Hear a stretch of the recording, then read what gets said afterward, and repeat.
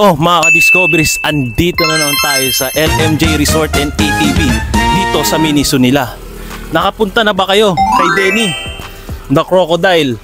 Ano pa ang hinihintay nyo? Punta na sa LMJ Resort and Miniso at sa mga ibang species na meron sila dito.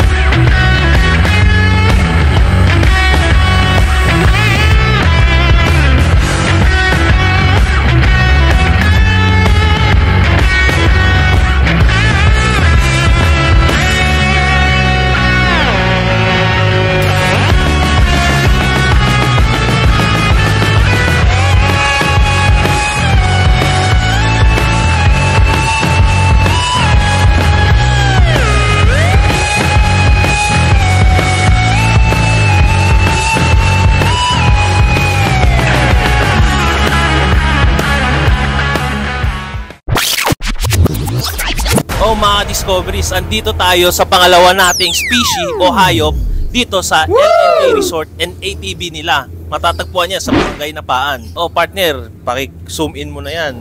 Yan ang Philippine Forest Turtle mga ka-discoveries. Philippine Forest Turtle, scientific name, Cybenrachela latensis. Yan ang kanyang scientific name mga ka-discoveries, no?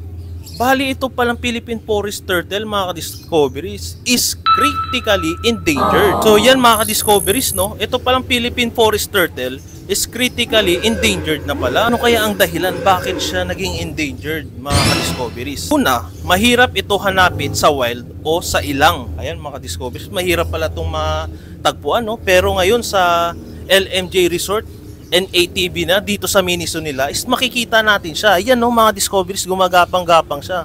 Kanina nakalubog yan pero ngayon buti nagpakita siya, no? Mukhang hindi siya camera siya eh. Gusto na rin makita sa camera.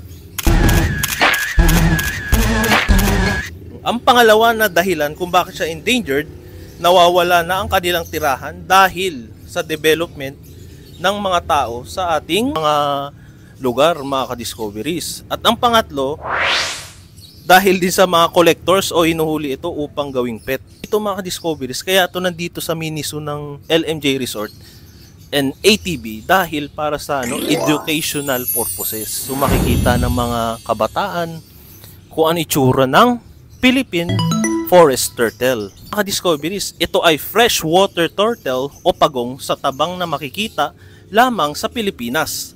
Kilala sa mga pangalang Philippine Forest Turtle, Philippine Pond Turtle, at Philippine Turtle o Leyte Pond Turtle. So ayan mga ka-discoveries. Ano pang hinihintay nyo? Gusto nyong makakita niyan mga ka-discoveries? Punta lang dito sa LMJ Resort sa kanilang Miniso. So bali yan mga discoveries. Sa susunod naman, abangan ang mga species o hayop natin matutunghayan dito. So abangan nyo kami mga ka-discoveries. No? Kita-kits!